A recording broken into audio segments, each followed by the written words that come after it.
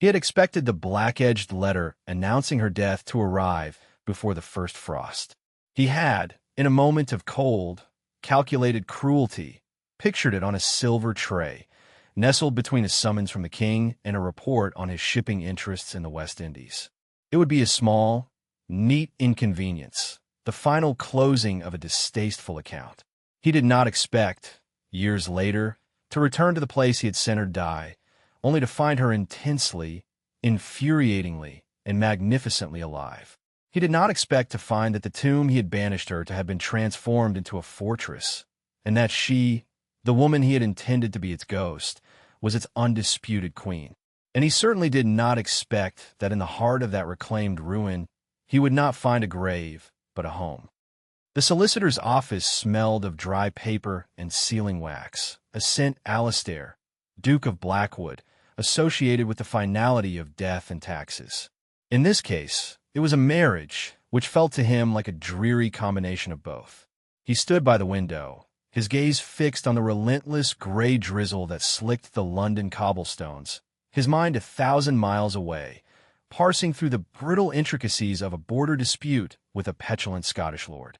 The matter in this room was, by comparison, an odious but necessary footnote in the grand, grim ledger of his duties. He required a duchess, not a partner, not a companion, and certainly not a lover. He required a name to attach to his, a woman of suitable, if impoverished, breeding who would beget no scandal, demand no attention, and have the good grace to be utterly forgettable. His solicitor, Mr. Wickham, a man whose spine seemed to be made of the same dry parchment that cluttered his desk, coughed delicately. "Your Grace, if you would." Alastair turned, his expression a mask of bored indifference. Seated opposite the desk were two women, a study in desperation. The elder, a woman with the pinched face of a disappointed bird, was Lady Abernathy, the girl's aunt. Her fingers, clad in worn gloves, twisted a damp handkerchief into knots. Beside her sat the commodity, Miss Illyra Ainsworth. She was nothing. That was his first and only assessment. Pale, still, dressed in a gown of mousy brown that had been mended one too many times at the cuff. She was not plump in the buxom, fashionable way that suggested health and good living, but in a soft, undefined manner that spoke of a life lived indoors, of poor circulation and a diet of weak tea and toast. Her hair, a shade of indeterminate brown, was pinned in a severe knot that did nothing for her wide, plain face. Her only remarkable feature was her eyes, a startlingly clear gray, but they were fixed on her own hands, folded tightly in her lap. A faint, persistent cough rattled in her chest, a dry, papery sound that grated on his nerves. "The settlement is as we discussed," Alastair said, his voice low and devoid of warmth. It was a voice accustomed to command, to cutting through pleasantries and arriving swiftly at the heart of a matter. He addressed the aunt, not the girl. "Her debts are settled. You will receive the annuity as promised. In return, she takes my name and removes herself to Blackwood Manor. She will remain there. Is that understood?" "Perfectly, Your Grace," the aunt chirped, a tremor of avaricious relief in her voice. "Illyra understands her duty. She is a good, obedient girl. Quiet. She will not be a bother." Alastair's gaze flickered to the girl, Illyra. She had not moved, had not looked up. Did she even breathe? For a moment, a sliver of something akin to distaste pricked him. It was like purchasing a sickly mare, one you knew would not last the winter, but was necessary to complete a set. The cough that shook her slight frame again was confirmation. She was already halfway to the grave. Sending her to Blackwood, his crumbling, desolate ancestral home on the storm-lashed northern coast, was merely a way of hastening the inevitable. It was a place where things went to die. Hope, ambition, and the last dukes of his line. Illyra felt the weight of his gaze like a physical pressure, a cold stone pressed against her sternum. She did not need to look up to know what he saw. A poor relation, a financial burden, a sickly spinster with a weak chest and even weaker prospects, now being sold off to settle her late father's gambling debts. Her aunt's desperate machinations had brought her here, to this airless room, to be appraised by a man who looked at her as if she were a piece of furniture he was being forced to acquire. She kept her eyes down, focusing on the frayed thread on her glove, a tiny imperfection in a world of overwhelming, soul-crushing flaws. His voice, when he spoke, was exactly as she had imagined, cold, hard, and utterly indifferent. It was the voice of a man who had seen war and politics and found them less tedious than the woman he was about to marry. "She will sign the documents," he stated. It was not a request. Mr. Wickham slid the papers across the desk. Alara felt her aunt's sharp elbow in her ribs, a familiar, painful prodding. Slowly, she reached for the quill. Her hand trembled, not from fear, but from a deep, bone-weary exhaustion. The ink was black and thick. She dipped the nib, the scratching sound loud in the silent room as she signed her name, Alara Ainsworth, the last time she would ever write it. She then slid the paper back, her fingers brushing the dry parchment. For a fleeting second, her eyes lifted and met his. He was as cold as his voice, tall and imposing, with shoulders that strained the fabric of his perfectly tailored coat. His face was a collection of harsh lines and sharp angles, an ascetic's face that had been brutalized by reality. There were lines of exhaustion around his eyes, which were a startling, glacial blue, and a faint, silvered scar that sliced through his left eyebrow. He was a man made of winter. He looked through her, not at her, his expression unchanging. The moment passed. He gave a curt nod to his solicitor, turned his back on them all, and strode back to the window. His attention already returned to the world outside, a world in which she was now nothing more than a ghost in waiting. The carriage ride north was a long, silent penance. For 3 days, they sat opposite each other, the space between them a chasm of unspoken contempt. Alistair read. He consumed reports, letters, and political treatises with a voracious, detached hunger, the rustle of paper the only sound he contributed to their shared space. He did not speak to her. He did not look at her. He ate the cold meals provided at coaching inns with the same mechanical efficiency, his thoughts clearly elsewhere. For Alistair, the journey was an irritating but finite delay. He was already planning his return trip, the matters of state that awaited him, the intricate dance of power he performed with a cynical, weary expertise. This woman, this Duchess of Blackwood, was a problem he had solved with a signature. Now, he was merely delivering the solution to its designated place of storage. Alara spent the journey wrapped in a threadbare shawl, the damp chill of the English autumn seeping through the carriage walls and into her bones. The persistent cough was her only companion, a grim reminder of the weakness that had defined her. She watched the landscape change, the gentle, rolling hills of the south giving way to stark, wind-swept moors and granite-scarred fells. The world grew colder, grayer, more unforgiving. It felt like a journey not to a new home, but to the end of the world. She watched the Duke, this stranger who was now her husband, and saw a man entirely encased in ice. He was not cruel in a loud or violent way.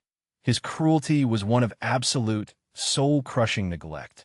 He had erased her from his existence before she had ever truly entered it. She was a parcel, and he was the courier. On the 4th day, the air changed. It grew heavy with the scent of salt and damp earth, of decay.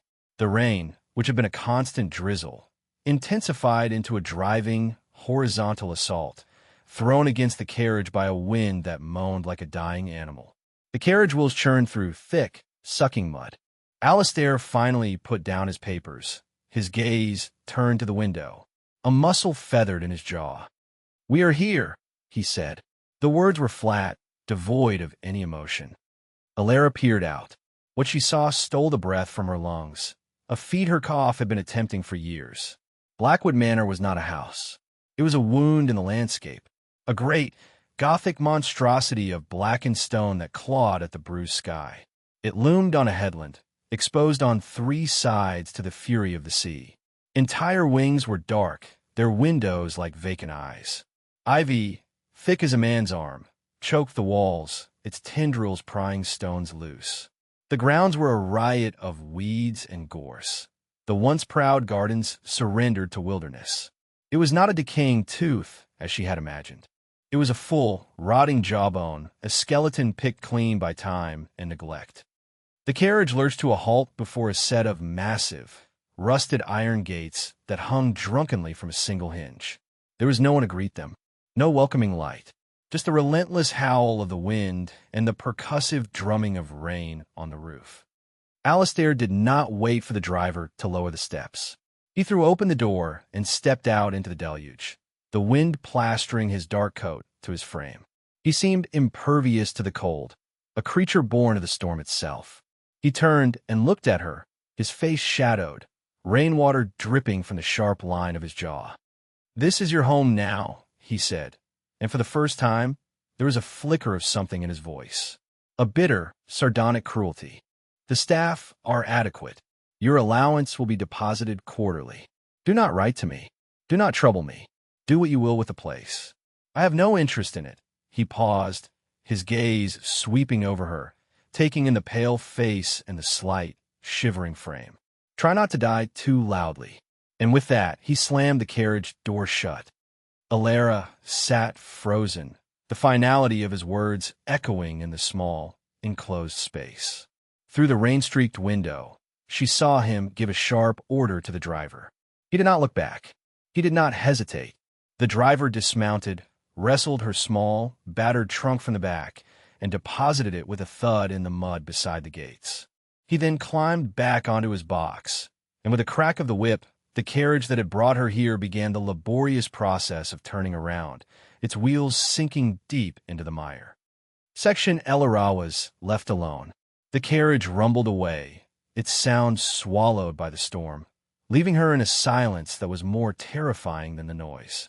She was alone in the rain, facing a hostile house, with her entire world contained in a single trunk sinking into the mud.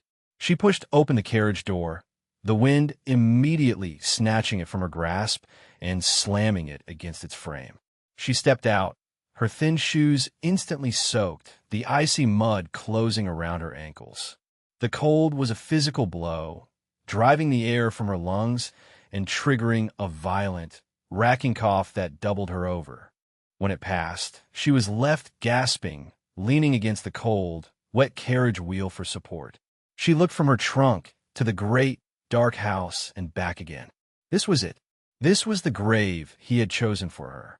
A cold, wet, lonely grave. A wave of despair so profound it was dizzying washed over her. It would be so easy to simply lie down in the mud, to let the rain and the cold take her. It was what he expected. It was what everyone expected. Something inside her, a small, hard, and stubborn kernel of defiance that had survived years of neglect and disappointment, refused. She straightened up, wiping the rain from her face with a numb hand. She would not die in the mud. Not for him. Not for anyone. With a strength she did not know she possessed, she slogged through the mire to her trunk, gripped its leather handle, and began to drag it, inch by painstaking inch, toward the looming, monstrous house that was now her own. The great oak door was barred from the inside. When Alara, soaked and shivering, finally reached it after a Herculean effort dragging her trunk up the weed-choked drive, she found no bell pull, no knocker she could reach. She pounded on the wood with her fist, the sound a pathetic thud against the storm's fury. For a long time, there was no answer. She was about to give up, to huddle in the lee of the wall and wait for morning or death, whichever came first, when she heard the grinding sound of a heavy bar being lifted. The door creaked open a few inches, revealing a sliver of a woman's face, framed by darkness. The face was all bone and suspicion, the eyes small and black like a crow's. "What do you want?" the woman rasped, her voice as rusty as the gate hinges. "I am the Duchess of Blackwood," Alara said, her own voice thin and reedy against the wind. She tried to inject a note of authority she did not feel. "Open the door." The woman's eyes narrowed. She looked Alara up and down, taking in the muddy shoes, the drenched, cheap dress, the pale, exhausted face. A flicker of contempt crossed her features. "The Duke said nothing of your arrival." "The Duke has just departed," Alara retorted, a spark of anger cutting through her exhaustion. "He left me here. Now, are you going to let me in, or shall I stand here and catch my death so you can have the satisfaction of being right?" The sharp, unexpected reply seemed to surprise the woman. After a moment's hesitation, she unlatched the door and pulled it open just wide enough for Alara to squeeze through, leaving her to retrieve her own trunk. The hall was vast and cavernous, and somehow colder than the storm outside. A thick layer of dust coated everything, and the air was heavy with the smell of mildew, cold ash, and profound neglect. A single, guttering candle in the woman's hand did little to pierce the oppressive gloom, revealing only glimpses of shrouded furniture, like a room full of ghosts. "I am Mistress Finch," the woman said, her lips barely moving. "Housekeeper." The title was delivered as both a fact and a challenge. His Grace left instructions. "You are to be given the Dowager's rooms in the East Wing." She led the way, her candle bobbing, her footsteps silent on the stone flags. Alara, dragging her trunk, struggled to keep up. The Dowager's rooms. The name had an ominous ring to it. They were, as she had feared, a perfect cage for a dying bird. A large, drafty bedchamber with faded, water-stained wallpaper and threadbare carpets. The air was frigid, the dampness a palpable presence. A small, miserable fire had been laid in the grate, but it produced more smoke than heat, the gray tendrils curling out into the room like grasping fingers. The bed was a monstrous four-poster, its hangings heavy with the dust of ages.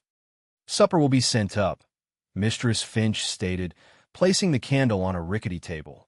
She did not offer to help with the trunk, did not offer to have the fire mended or fresh linens brought. Her message was clear. You are here, and you're not welcome. She was a warden, not a housekeeper. And then she was gone, the darkness swallowing her up, leaving Alara alone in her prison. For 3 days, Alara lay in that bed, trapped between the damp, musty sheets. The chill of the journey had settled deep in her lungs, and her cough had become a constant, barking torment. Mistress Finch appeared twice a day with a tray bearing a bowl of thin, tasteless gruel and a jug of lukewarm water. She would place it on the table and leave without a word, her expression one of grim, vindicated expectation. She was waiting for Alara to die. The house itself seemed to be an accomplice, its drafts and dampness a constant, insidious attack on her fragile health. The smoke from the fire made her cough worse, but without it, the cold was unbearable. She was caught in a cycle of misery, her world shrinking to the confines of the dusty, mildewed bed. On the morning of the 4th day, something shifted. She woke not to the familiar rattle in her chest, but to a sliver of pale, watery sunlight filtering through a grimy pane of the tall window. It was the first sun she had seen since arriving. It illuminated a column of dust motes dancing in the air, a silent, swirling ballet of decay. She lay there, watching them, feeling the familiar despair begin to settle over her like a shroud. This was it. This was her life now, waiting for gruel, waiting to die. The Duke's words echoed in her mind, "Try not to die too loudly." A fury, cold and sharp and white-hot, pierced through the fog of her illness. No, she would not. She would not give him the satisfaction. She would not give this house, this bitter old woman, the satisfaction. She had survived her father's ruin, her aunt's grasping pity, and society's casual cruelty. She would not be defeated by a draft and a bowl of bad porridge. She sat up, the movement sending a wave of dizziness through her. She ignored it. She looked at the tray on the table, at the gray, congealing mess in the bowl. She looked at the smoldering, pathetic fire. She looked at the shrouded furniture and the grimy windows. She was no longer a dying woman. She was a living one, and this was her house. When Mistress Finch entered the room an hour later, she stopped dead in the doorway, her usual composure momentarily fractured. Alara was not in bed. She was standing by the window, wrapped in a blanket, her back ramrod straight. She had dragged a chair over and was using it as a prop. "Good morning, Mistress Finch," Alara said, her voice raspy but clear. "I find these accommodations unsatisfactory." The housekeeper's face hardened. They're the dowager's rooms. The late dowager, I presume? Alara countered, her gray eyes meeting the woman's black ones without flinching. I am not the dowager, and I am not, despite all appearances, dead yet. I will not be staying here. She pointed a trembling but determined finger toward the far side of the room. Have my trunk and my things moved to one of the smaller guest rooms overlooking the south garden. One with a working fireplace and windows that have been cleaned in this century. I want it done by noon. Mistress Finch's lips thinned into a bloodless line. There are no staff for such things. Then you will do it yourself, Alara said, her voice quiet but unyielding. And after that, you will bring me the household account books. All of them, and a pot of strong, hot tea. Not the dishwater you've been serving me. For a long moment, the two women stared at each other. A battle of wills waged in the silent, sunlit room. Alara did not blink. She held the housekeeper's gaze, pouring every ounce of her newfound, desperate resolve into her own. Mistress Finch had served the House of Ghosts for so long, she had forgotten how to deal with the living.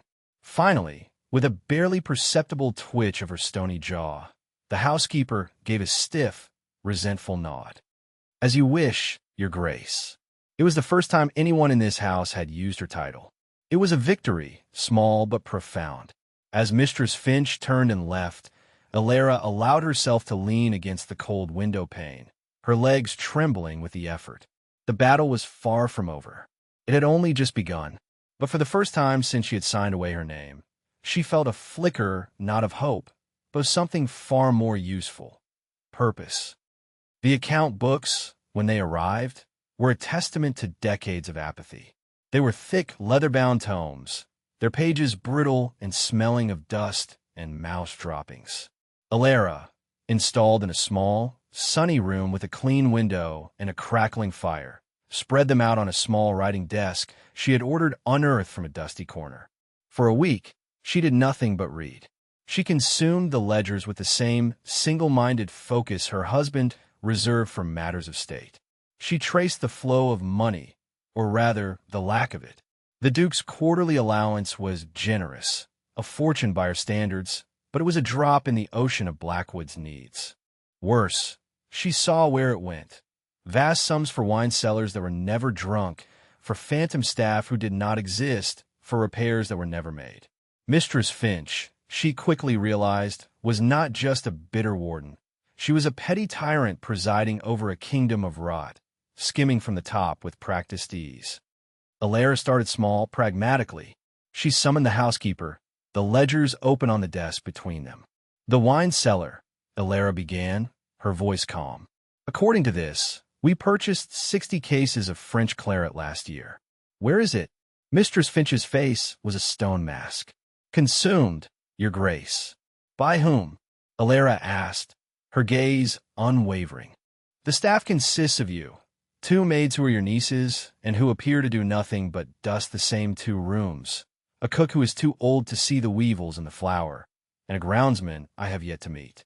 It seems a prodigious amount of wine for such a small and presumably sober household. The housekeeper said nothing. From now on, Alara continued, her voice hardening, I will approve all expenditures. All of them. You will present me with a weekly accounting of every penny. The cook is retired, on a pension half of what you were claiming for her salary. Your nieces are dismissed. We cannot afford ornamental staff. We need workers. The takeover was not a single, dramatic confrontation, but a slow, grinding war of attrition. Alara was relentless. She walked every inch of the house that was not structurally unsound. She made lists. She prioritized. The grandeur of Blackwood was a liability. They could not heat the Great Hall, could not staff the West Wing, could not afford to re-lead the roofs of the state apartments. So she abandoned them. We will close the North and West Wings entirely, she announced one morning to a resentful Mistress Finch and the one other member of staff who had shown a flicker of interest. The groundsman, a grizzled, silent man named Thorne, bore them up. It will cut the drafts and reduce the space we have to maintain by 2/3. Thorne, a man with hands like gnarled oak roots and a face weathered by 1,000 storms, looked at her for the first time with something other than suspicion. "The boards will rot in this damp, Your Grace," he said, his voice a low rumble. "Then we will use stone from the collapsed folly in the East Garden," Alara countered without missing a beat. "It's already quarried. We just need to move it." It was Thorn who became her first and most important ally. He was a man of the land, who understood the practical realities of the estate. He saw in her not a fragile duchess playing at housekeeping, but a pragmatist like him. He showed her which timbers were rotten and which were sound. He told her which fields were fallow but fertile, and which were sour and waterlogged. Together, they became an unlikely team. The first major project was the roof over the kitchens and the small wing she had claimed as her own. A winter storm tore a hole in the slate, sending a cascade of icy water into the pantry. Alara, finding Thorn staring grimly at the damage, made a decision. "The silver," she said. "The Dowager's silver service. It's in the vault. We will sell it." Mistress Finch was apoplectic. "That is Blackwood silver. It has been in the family for 200 years, and in that time, has it ever once kept the rain off the stores?"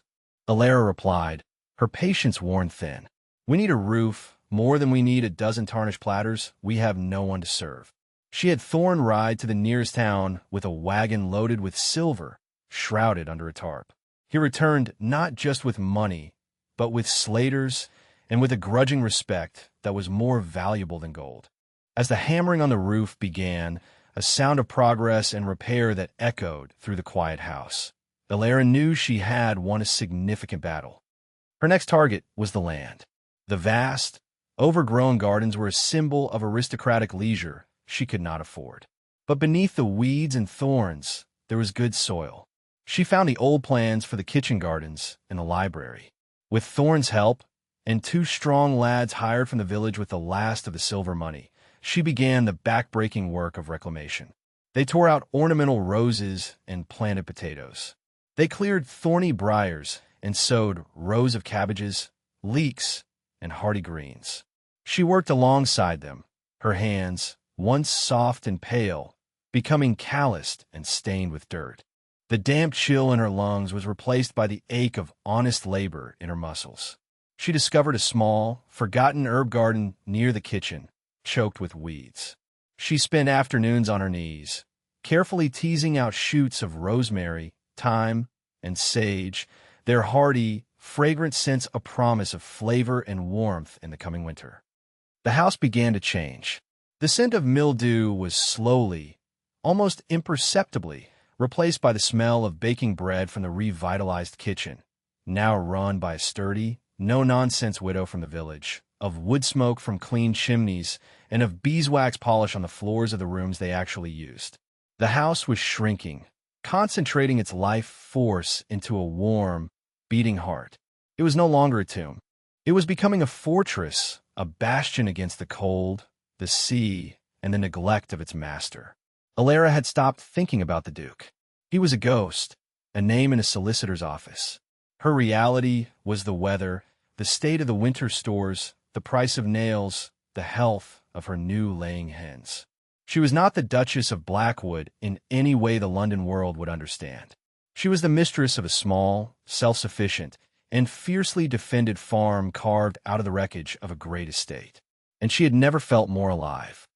Alistair rode north in the autumn, 2 years after he had abandoned Alara at the gates of Blackwood. He was not returning for her. He barely remembered what she looked like, a pale, coughing wraith in a brown dress. His visits to the solicitor had confirmed that the quarterly allowance was still being drawn. He had presumed she was living out her days in quiet misery, a ward of the grim housekeeper he vaguely recalled. No black-edged letter had arrived, which was a minor irritation, a loose thread in the otherwise tidy tapestry of his responsibilities, but he had been too consumed to give it much thought. A trade war with the French, a rebellion in the colonies, the endless, soul-sapping machinations of Parliament. These were the things that occupied his mind. But now he was broken, not physically, but in a deeper, more fundamental way. A political betrayal of stunning viciousness had left his ambitions in Tatros and his closest ally dead by his own hand. The hollow space inside him, which he had always kept carefully insulated with duty and cynicism, had become a howling void. He was exhausted, not tired, but a profound, bone-deep exhaustion that felt cellular. He needed to go somewhere silent, somewhere the hypocrisies and demands of his world could not reach him. He needed a grave. And so he rode for Blackwood, the great family mausoleum, the place he sent things to be forgotten. He craved its cold, its silence, its honest decay. He pictured the ruin he had left behind, and for the first time, its bleakness seemed like a comfort, a landscape that matched his soul. The changes began subtly, 5 miles out. The road, which he remembered as a rutted, muddy track, was firm, its worst potholes filled with gravel. An oddity, he thought, perhaps a local initiative. Then he saw the fences. They were not the crumbling stone walls of his memory, but sturdy, well-maintained wood, enclosing fields that were not full of gorse and bracken, but of sheep. Hundreds of them, their fleece thick against the coming cold. His sheep? He did not think he owned any sheep. He spurred his horse, a sense of unease beginning to prickle at him. He rounded the final bend and saw the gates of Blackwood Manor. They were not rusted and hanging from a single hinge. They were repaired, painted a stark, functional black, and they were closed. As he watched, a boy of about 10, perched on the stone gatepost, saw him approach. The boy did not look afraid or servile. He looked curious. He slid down, pulled a heavy bolt, and swung one of the massive gates open for him. "Thank you," Alistair said, his voice rough. "Deliveries go round the back," the boy said matter-of-factly, before starting to close the gate again. Alistair stared. "I'm not a delivery. I am the Duke of Blackwood." The boy paused, his hand on the gate. He looked Alistair up and down, taking in the travel-stained clothes, the unshaven jaw, the deep exhaustion etched on his face. The boy was unimpressed. "Are you now?" he said, a skeptical lilt in his voice. "Well, Her Grace is in the study. She don't like being disturbed when she's doing the books." Her Grace, the study, the books. The words made no sense. He urged his horse through the gate before the boy could close it, his unease curdling into a profound and unsettling confusion. He trotted up the drive, and the full force of the change hit him. The drive was clear of weeds. The great, sprawling ivy that had been choking the life out of the stone had been cut back, its dead tendrils still clinging in places like old scars. But the most shocking thing was the house itself. Smoke, thick and white and smelling of wood smoke and something tantalizingly like baking bread, rose from a half-dozen chimneys in the central block and south wing. The windows in that section were not dark and vacant. They were clean, and through them he could see the warm, golden flicker of firelight and candlelight. The north and west wings were dark and silent, their windows boarded up, not with rotting planks, but with neatly fitted stone blocks, turning them into blind, impassive fortresses. The house was not dead. It had simply consolidated. It had drawn in on itself, amputating its own rotten limbs to save the heart. He dismounted in the courtyard, his boots crunching on fresh gravel. The front door opened before he reached it, but it was not the grim-faced Mistress Finch who stood there. It was a young woman with red cheeks and a white apron, who looked at him with the same frank curiosity as the boy at the gate. "Can I help you, sir?" "I am the Duke," he said again, the words feeling foreign and absurd in his own mouth. The girl's eyes widened slightly. "Oh, begging your pardon, Your Grace. We weren't expecting you." She seemed flustered, not by his title, but by the disruption to her routine. "Her Grace is in the study. This way." She led him not into the cavernous, freezing hall of his memory, but through a smaller side door into a hallway that was warm, clean, and smelled of beeswax. The great hall was visible through an archway, but it was shrouded in dust sheets, a sleeping giant. They were in the living part of the house. He heard sounds, the clatter of pots from the direction of the kitchen, the distant sound of a hammer, the murmur of voices. The house was humming with a life he could not comprehend. The girl stopped before a heavy oak door. "She's in here, Your Grace," She gave a quick curtsy and scurried away, leaving him alone. He hesitated for a moment, his hand on the cold iron latch. He felt like an intruder in his own home. He had come here seeking a tomb, a place of quiet oblivion. He had found something else entirely, something busy and warm and utterly alien. He pushed the door open and stepped inside. The study was not a room he recognized. It must have once been a minor parlor. Now, its walls were lined with makeshift shelves groaning under the weight of ledgers and books. A large table, clearly repurposed from the kitchens, dominated the center of the room, covered in maps of the estate, charts, and piles of paper. A fire crackled in the hearth, and the air smelled of old paper, ink, and the faint, sharp scent of rosemary. And at the table, her back to him, sat a woman. She was leaning over a ledger, a pen scratching furiously across the page. Her hair, the same indeterminate brown he vaguely recalled, was not in a severe knot, but in a thick, practical braid that had come partially undone, loose strands framing her face.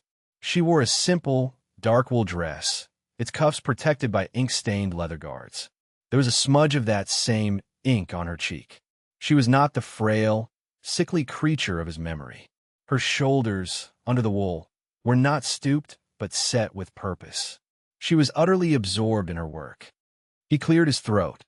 She did not look up. "Thorne, if that's you, the numbers for the East Pasture drainage still don't add up. We're a full 10 shillings over budget for the quarter, and I want to know where it went." Her voice. It was not the thin, reedy whisper he remembered. It was a woman's voice, clear, confident, and edged with an authority that was as natural as breathing. He was frozen, a statue of disbelief in the doorway. He had expected a ghost. He had found a quartermaster. "It is not Thorne," he said, his own voice sounding hollow. The scratching of the pen stopped. The woman at the desk went completely still. For a long second, the only sound was the crackle of the fire and the frantic beating of his own heart. Then, slowly, she pushed her chair back, the legs scraping on the barewood floor. She rose and turned to face him. Elara. It was her, but it was not. The plain, wide face was the same, but it was no longer pale and puffy. It was thinner, the bones beneath, good, strong bones, now visible. Her skin was no longer the sickly white of an invalid, but touched by the sun and wind, a healthy, creamy tone. The persistent cough was gone. The undefined softness of her body had been burned away, replaced by a sturdiness, a solidity that was rooted to the very floorboards of the house. But the most profound change was in her eyes. The clear gray eyes that had been fixed on the floor of the solicitor's office now met his directly. They were not afraid. They were not hopeful. They were cool, appraising, and utterly magnificently unimpressed. She looked him up and down, taking in his disheveled state, the exhaustion that was a second skin. Her expression did not change. He stared at her, his mind struggling to reconcile the woman in front of him with the pathetic creature he had abandoned in the rain. He could think of nothing to say, no courtly phrase, no ducal pronouncement that could possibly fit this situation. The first words that came out his mouth were blunt, stupid, and utterly inadequate. "You're alive." A small, sardonic smile touched her lips, a brief, fleeting thing. It did not reach her eyes. "Yes," she said, her voice laced with a fine, dry irony. "I do apologize for the inconvenience." The words hung in the air between them, a perfect, polished shard of ice. He was the Duke. He was the master of this house. But in that moment, standing in the doorway of the room she commanded, lit by the fire she had lit, surrounded by the evidence of the world she had built, he felt like nothing more than an unannounced and unwelcome guest. The power dynamic had shifted so completely, so fundamentally, that the very foundations of his world felt unstable. He had come home to his tomb, only to find it occupied by a vibrant, formidable stranger who happened to be his wife. Alistair felt a muscle in his jaw twitch, a tell he had long ago suppressed in the political arenas of London. Here, in the face of this calm, ink-stained woman, his formidable control was fracturing. He was the Duke of Blackwood. This was his land, his house, his title. He had returned, and the natural order of things should have been for the world to bend back into its proper shape around him. But the woman before him was not bending. She was standing as firm as the stone walls of the house itself. "What is the meaning of this?" he demanded, gesturing vaguely around the room, at the ledgers, the maps, the sheer, unadorned functionality of it all. "What have you done?" Alara raised an eyebrow. The gesture was calm, almost lazy, but it carried the weight of a dismissal. "I have, as you so generously suggested, done what I will with the place," she replied, her tone even. "I have prevented it from falling into the sea. I have balanced the books. I have paid the staff a living wage. I have planted potatoes. In short, Your Grace, I have been busy." "You sold the dowager's silver," he said, the accusation sharp. It was the first concrete detail his reeling mind could seize upon. "I did," she confirmed without a hint of apology. "It was that, or let the winter stores rot under a leaking roof. I made a practical choice. The silver was sitting in a vault, tarnishing. The roof was sitting on our heads, collapsing. I trust you can appreciate the hierarchy of needs." He could not. He could only see the transgression, the audacity. "You had no right." "I had the right of necessity," she shot back, a flicker of fire finally entering her gray eyes. "The right of a captain on a sinking ship. You left this place to die, my lord. You left me here to die with it.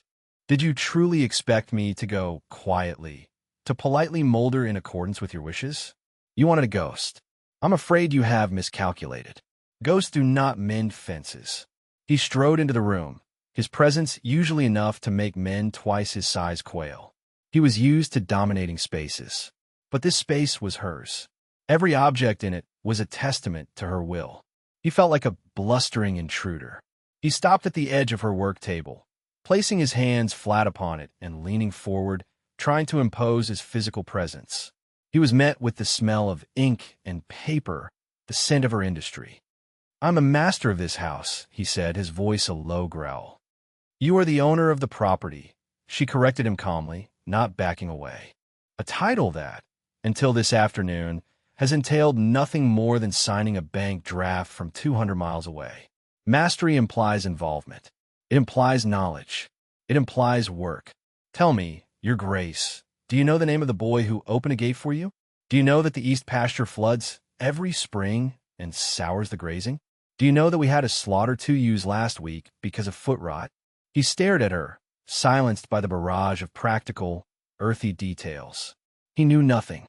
He had cultivated ignorance of this place as a point of pride. It was his wasteland, his Siberia, and she had made it her kingdom. Just then, the door opened, and the groundsman, Thorn, entered without knocking. He was holding a broken axle pin, his brow furrowed. "Your Grace," he started, addressing Alara, "the wheel on the west wagon's given out. If we're to get the last of the harvest in before this rain turns to frost," he trailed off, finally noticing Alistair standing there, a thunderous expression on his face. Thorn's eyes flickered from Alara to the Duke. He did not bow. He did not scrape. He simply nodded his head once, a curt gesture of acknowledgement from one man to another. "Duke," he said, the title flat and unadorned. His loyalty, Alistair realized with a jolt of pure shock, was not to the title, but to the woman at the table. He was an interruption to their work. Alara didn't miss a beat. She turned her attention to the groundsman, the Duke's presence momentarily forgotten. "Can it be mended, Thorn?" "Aye, but the forge is cold. It'll take half the day to get it hot enough to weld. We'll lose the light. Then take the pin to the village blacksmith. Use the gray mare. She's fastest," Alara instructed. "Tell him I'll settle up at the end of the week. And take one of the lads with you to bring the wagon back empty. We can load it here by hand tomorrow." "Aye, Your Grace," Thorn nodded again, this time with warmth and respect, and left, closing the door on Alistair's fury. The exchange, so quick, so practical, so utterly exclusionary, was more galling to Alistair than any open defiance. He had been rendered irrelevant in his own home by a discussion about a broken wagon wheel. "You have them eating out of your hand," he said, his voice dangerously quiet. "The staff, the tenants, I pay them on time, Ilara said simply, turning back to him. I'll listen to their counsel when it concerns matters they know better than I.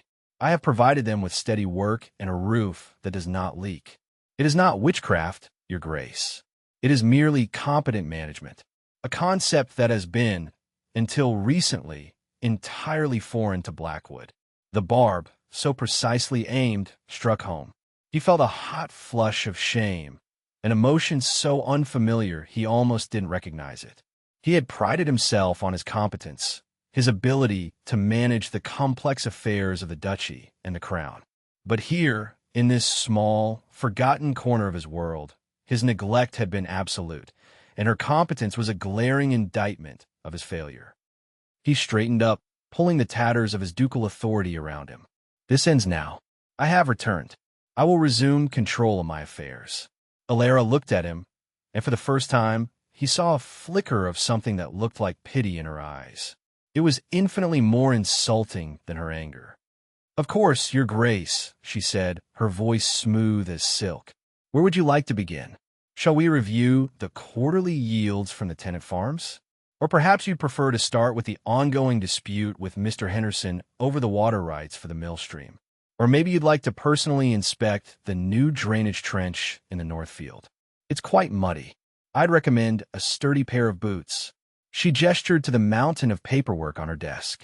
Be my guest. The affairs of Blackwood are all here. I will have a room prepared for you. The one next to mine has a pleasant view of the potato patch. With that, she sat down, picked up her pen, and dipped it in the inkwell. She pulled the ledger back in front of her, a clear, unequivocal dismissal. The audience was over. Alistair stood there for a long, silent moment, feeling the very ground shift beneath his feet. He had returned to his ancestral home, expecting to be its master. Instead, he had been offered a room with a view of the potato patch, and the distinct impression that he was now the single most useless person on the entire estate. The exhaustion he had carried with him on his journey north felt heavier than ever, but now it was mingled with a bewildering, infuriating, and entirely unwelcome sense of respect. The weeks that followed were a Cold War fought in close quarters. Alistair, accustomed to the deference and intrigue of the royal court, found himself utterly outmaneuvered by the relentless, unyielding pragmatism of his wife. He was an alien in his own home, a ghost in a house that was aggressively, vibrantly alive. His ducal authority, which could make ministers tremble and enemies pause, meant less than nothing here. What mattered was whether you could mend a fence, forecast the weather from the clouds, or make a fire catch with dampwood. Alistair could do none of these things. He tried to assert himself. He attempted to countermand one of Ilara's orders regarding the rotation of fields for the winter wheat. The tenant farmer, a man whose family had worked Blackwood land for a century, listened politely, nodded, and then went directly to Ilara to ask, as he put it, what her grace actually wanted done. Alistair was humiliated. He tried to involve himself in the finances, demanding the ledgers from her study. She handed them over without a word. He spent a frustrating evening staring at columns of figures he did not understand, a dizzying array of expenses for things like lime wash, seed potatoes, and reshoeing the mare. The books were impeccable, balanced to the last halfpenny, and utterly opaque to him. They were the chronicles of a world he had never bothered to learn. He returned them the next morning, placing them on her desk in silent defeat. He was adrift. His days, once packed with urgent dispatches and secret meetings, were now vast, empty expanses of time. He wandered the parts of the house she had reclaimed, a sullen, brooding presence. He saw the repaired masonry, the clean floors, the well-stocked larders. He saw the small signs of her presence everywhere. A jar of wildflowers on a windowsill, a book left open on a chair, the scent of the herb she grew hanging in the kitchen. The house was not just functional, it was becoming a home. Her home. Ilara, for her part, treated him with a cool, distant courtesy. She ensured his room was clean, his meals were hot, and his laundry was done. She treated him as she would a guest, a slightly inconvenient but ultimately harmless visitor. She did not mock him. She did not gloat. She simply worked, from dawn until late into the night, She was a whirlwind of focused energy, managing the estate with an efficiency that was both daunting and, to his secret astonishment, brilliant. He found himself watching her, fascinated. He watched her haggle with a wool merchant, her knowledge of fleece grades and market prices encyclopedic. He watched her calm a frightened horse with a gentle hand and a quiet voice. He saw her sitting with the village children, teaching them to read from one of her own worn books. He was a man who understood power. He had seen it wielded with brute force, with subtle poison, with the weight of gold and titles. He had never seen it wielded like this, with competence, with diligence, with a profound and intimate knowledge of the thing being governed. She did not rule Blackwood, she served it. And in serving it, she had become its absolute master. The turning point, the event that shattered their cold truce, came with the first great storm of winter. It blew in from the North Sea not as a gale, but as a siege. For 2 days, the wind and rain battered the coast, a relentless, violent assault that rattled the new slates on the roof and sent waves crashing against the cliffs with the sound of cannon fire. Alara had worked herself to the bone preparing for it, ensuring the livestock were secure, the stores protected, the chimneys swept. She had been everywhere, a constant presence in the wind and rain, her braids soaked and her face raw from the cold. Alistair had watched her from the window of his room, a strange, unfamiliar ache in his chest. It was not concern, he told himself. It was irritation at her stubbornness, her refusal to acknowledge her own limits. On the second night of the storm, the old house groaning around them, she did not appear for the simple supper they took in the small dining room. The new maid, a girl named Bessie, reported that her Grace had a headache and was resting.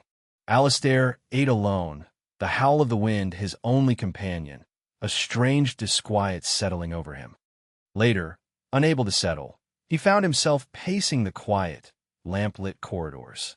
A sound, faint but persistent, drew him toward her wing of the house.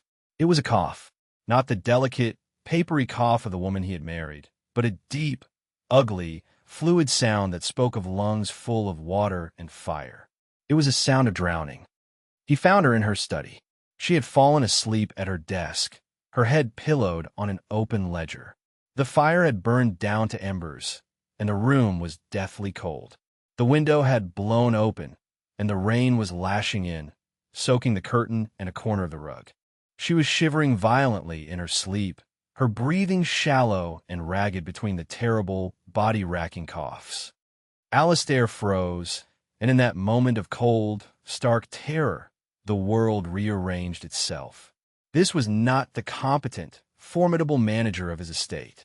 This was not the ironic, sharp-tongued woman who had put him so firmly in his place. This was Alara, pale, fragile, and burning with fever. This was the woman he had sent to this cold, damp place, the woman whose death he had so calmly anticipated. And she was dying. After all her work, after all her fight, she was dying because he had brought her here and because she had spent her last ounces of strength shoring up the ruins of his neglect. He was not a man given to panic.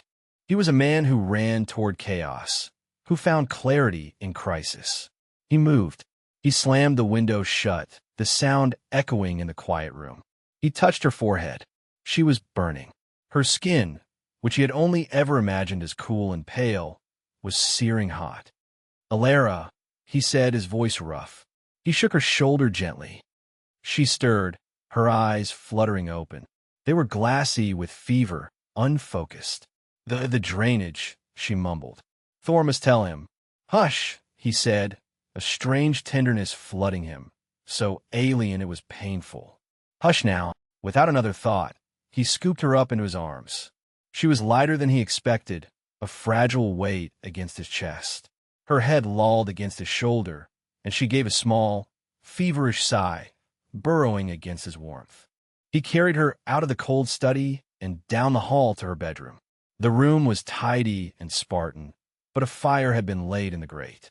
He laid her gently on the bed and pulled the covers over her, then turned his attention to the fire, coaxing the embers back to life with a skill he did not know he possessed, a forgotten memory from a dozen military campaigns. As the flames caught, casting a warm, dancing light over the room. He looked back at her.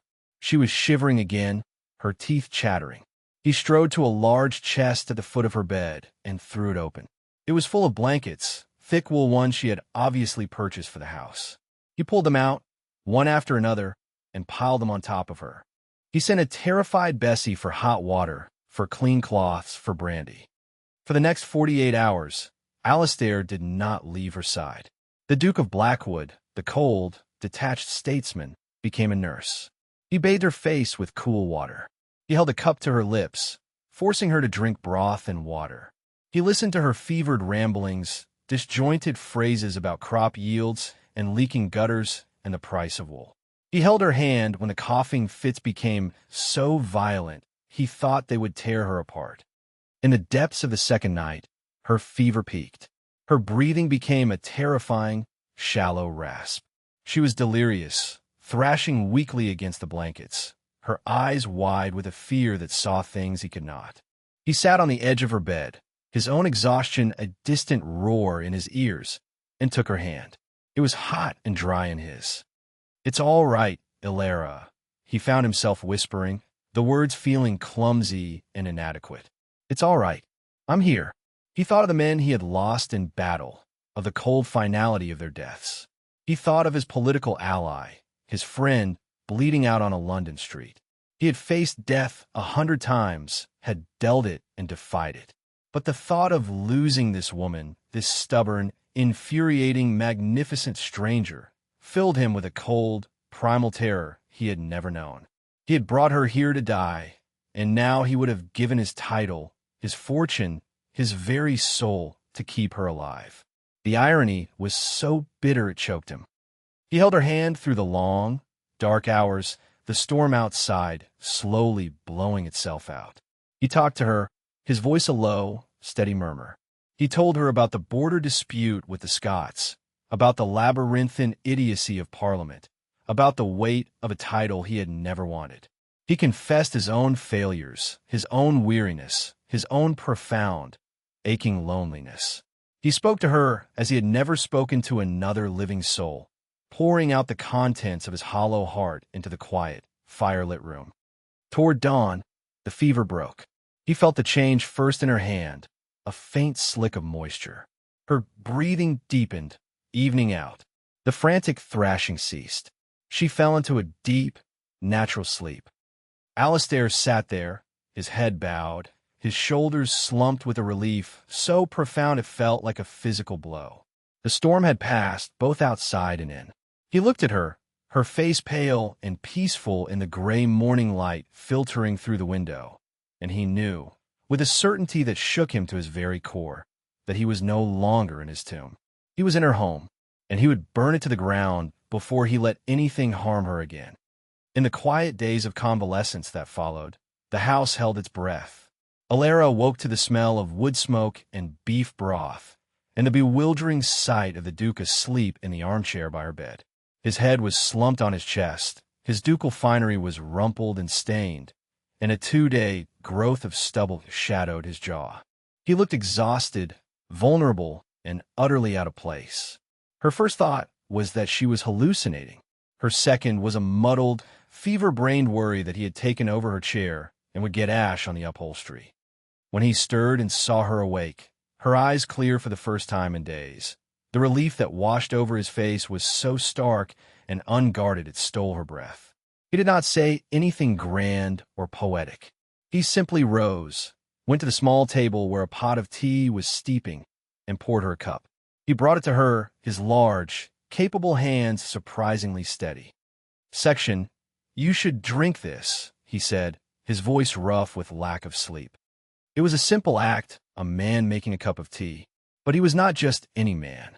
He was the Duke of Blackwood, a man who moved in the rarefied air of kings and ministers, a man who likely had not poured his own drink in 20 years. And he was serving her, in the little kingdom she had carved out of his ruin. This was a profound and seismic shift. It was a concession, an offering. She took the cup, her fingers brushing his. A jolt, like a spark from a flint, passed between them. It was not romantic. It was grounding.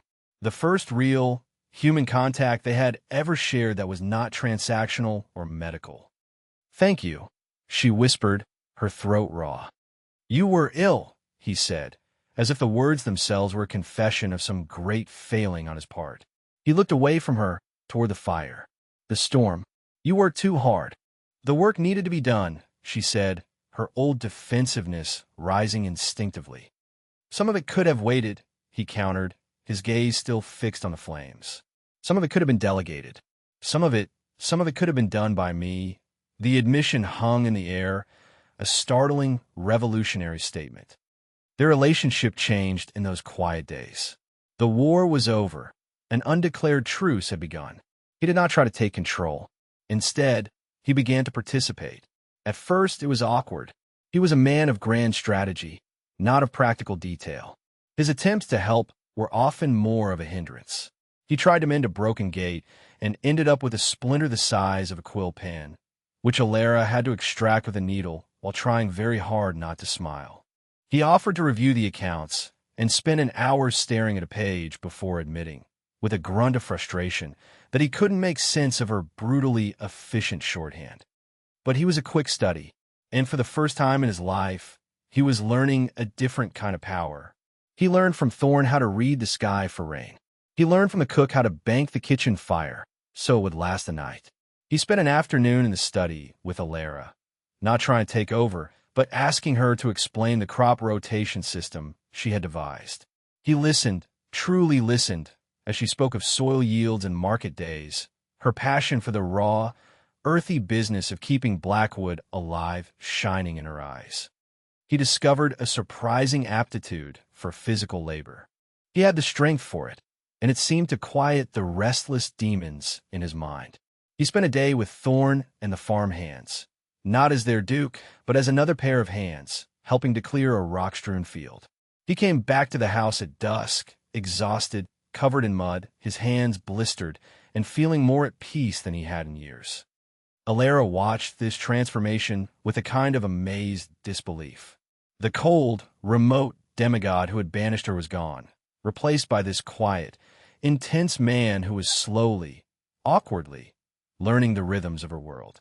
The silence between them, which had once been a weapon, became comfortable.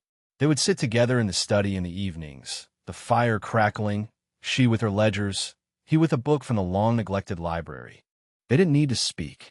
The shared space, the shared warmth, was enough. One afternoon, she found him in the stables, staring at the gray mare she favored. He was running a hand down the horse's flank, his touch gentle. "She has a good, strong back," he said without turning, "but she's favoring her left foreleg. The shoe is loose." Alara came closer. "I know. The blacksmith is coming tomorrow." "I can do it," he said. She stared at him. "You can shoe a horse." A faint, wry smile touched his lips. An officer in His Majesty's cavalry is expected to know his way around a horse from the ground up. It has been a long time, but some things you don't forget. He set to work. He fired up the small forge in the stables, his movements economical and sure. He worked the bellows, the fire roaring to life. He handled the tools with a familiarity that was mesmerizing. Alara stood and watched, wrapped in her shawl against the chill. She watched the powerful flex of the muscles in his back and shoulders as he hammered the glowing metal on the anvil, sparks flying in the dim light. He was no longer the haunted duke or the absentee landlord. He was Alistair, a man who could shoe a horse, who could command armies, who could, she was beginning to realize, be gentle. When he was finished, he straightened up, wiping a sheen of sweat from his brow with the back of his arm, leaving a smudge of soot on his temple. He looked at her, his glacial blue eyes warmed by the firelight, and for the first time, she saw him not as her jailer, not as her husband, but as her partner. They were two survivors, shoring up the ruins, building something new from the wreckage of the old. The house, the land, the work, it was the thing that connected them. It was the foundation of a partnership she had never dared to imagine. That night, a crisis arrived in the form of a man on a lathered horse, bearing the royal seal. The fragile piece of Blackwood was shattered. The old world, the one of smoke-filled London rooms and whispered political intrigues, had come to reclaim its duke. The arrival of the royal courier felt like a physical blow to Alara. She saw the man, his uniform stark against the muted tones of Blackwood's courtyard, and a cold dread seeped in her bones, chilling the warmth she had so carefully cultivated. She stood at the study window, watching as Alistair took the sealed dispatch, his face instantly transforming. The quiet, focused man who had spent the afternoon discussing the merits of winter wheat with her was gone. In his place stood the Duke of Blackwood, his expression hardening, his shoulders squaring as he slipped back into the familiar, heavy mantle of his old life. Her walls, the ones she had so cautiously, so tentatively begun to lower, shot back up, stronger and more fortified than ever. Of course, this was the reality. He was the Duke. He had duties, responsibilities, a world of power and consequence that had nothing to do with potato patches and leaking roofs. Their truce, their burgeoning partnership, had been nothing more than an interlude, a brief pastoral holiday for a weary statesman. She had been a fool to think it could be anything more. She had mistaken a temporary harbor for a permanent home. When he came back into the study, the broken seal of the dispatch dangling from his fingers, she was already back behind her desk, her ledgers open, her pen in hand. She did not look at him. She encased herself in the cool, impersonal armor of the estate manager. "I will have Bessie pack your things," she said, her voice betraying none of the turmoil in her chest. It was crisp, efficient, and utterly devoid of emotion. "The tide will be low in the morning. The road south will be faster if you cross the estuary at dawn." Alistair stood in the middle of the room, the dispatch clutched in his hand. He looked from her bent head, the familiar braid a dark line down her back, to the fire crackling in the hearth. The room was warm, filled with the comfortable, lived-in scent of paper and wood smoke in her. It was the scent of home. Outside, the wind was rising, but in here there was peace. There was purpose. "The king requires my presence at court," he said, his voice quiet. "There is a situation in France. He wants my counsel." "The king's needs are paramount," Alara replied, the pen scratching steadily across the page. She was recording the sale of 3 lambs. A tangible, real-world transaction. Something she could understand and control. "You are a duke of the realm. Your duty is clear. Your duty is not here," she did not say. "Your duty is not to me." He took a step closer to the desk. "Alara." She flinched at the sound of her name, the first time he had used it with such directness since her illness. She kept her eyes fixed on the numbers. "Yes, your grace." The formal title was a slap in the face, a deliberate, painful severing of the fragile connection they had built. He could feel her retreating from him, brick by painful brick. "My duty," he said slowly, thoughtfully, "has been the lodestar of my life. It has guided every decision, every sacrifice. It cost me my youth. It cost me my friendships. It nearly cost me my soul. I have served my king and my country to the exclusion of all else." He walked over to the fireplace.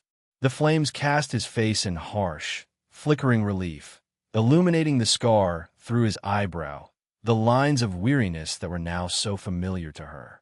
He looked at the dispatch in his hand, at the elegant script and the imposing royal seal.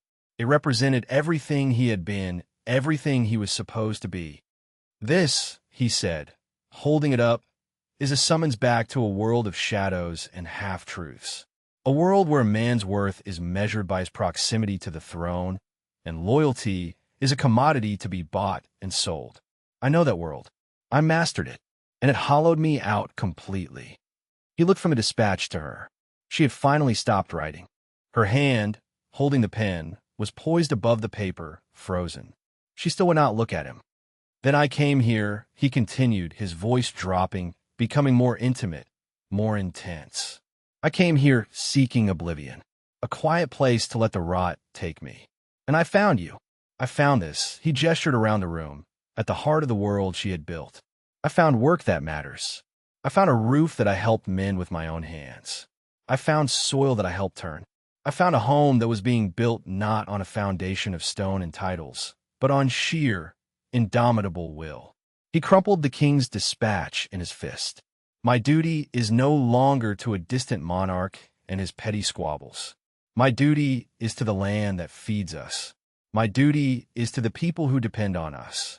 My duty is to the future we are building here in this place. He took another step, rounding the desk until he was standing beside her. He looked down at the top of her head, at the stubborn set of her shoulders. My duty is to you, Ilara. And then, in a gesture of such final, shocking finality, he tossed the crumpled dispatch into the fire. The paper blackened, curled, and then burst into a bright, consuming flame, the king's seal melting into a formless blob before being consumed by the heat. The sound of the paper burning was the only sound in the room. Ilara's pen slipped from her numb fingers, splattering a single, black teardrop of ink onto the page. Slowly, she lifted her head. Her gray eyes, wide and luminous in the firelight, were full of a terrible, hopeful vulnerability. She looked at the fire, at the last vestiges of the royal summons turning to ash, and then she looked at him. "They will not forgive that," she whispered, her voice thick with unshed tears. "The king, the court, they will see it as a betrayal. Let them," he said, his voice a low, resonant vow. He knelt beside her chair, an unprecedented act of submission and devotion from a man who had never knelt to anyone but his sovereign. He was no longer the duke commanding a subordinate. He was a man beseeching his partner. He took her hand, the one that was not stained with ink, the one that was calloused from work. It was trembling. "I have been a duke my entire life. It is a cold and lonely business. I would rather be the master of Blackwood, with you, than the right hand of any king." He looked into her eyes, his own glacial blue gaze filled with a raw, terrifying sincerity. "You are not in my home, Ilara. I am in yours. You built this. You made it live. All I did was provide the ruin. The rest, the life, the warmth, the hope, that was all you." A single tear, the one she had been holding back, escaped and traced a silver path down her cheek. She did not bother to wipe it away.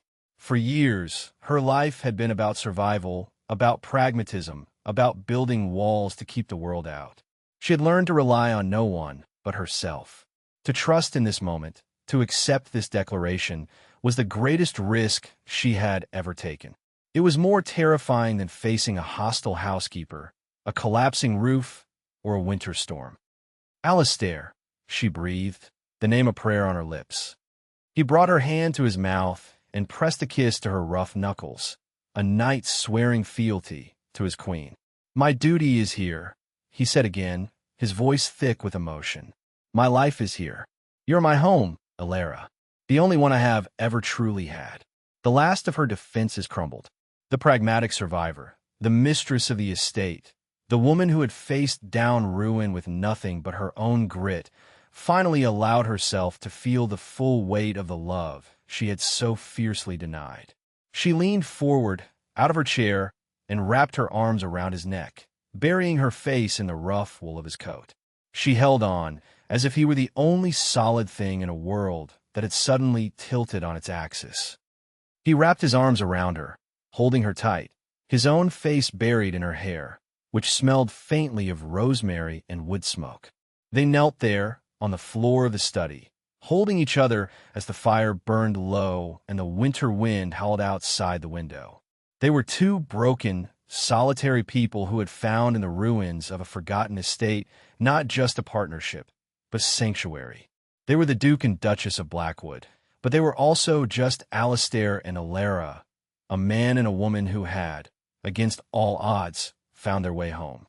The house around them, once a tomb, was fiercely alive and, like the two people holding each other at its heart, finally completely whole. The coming winter could do its worst. They were ready. They were together.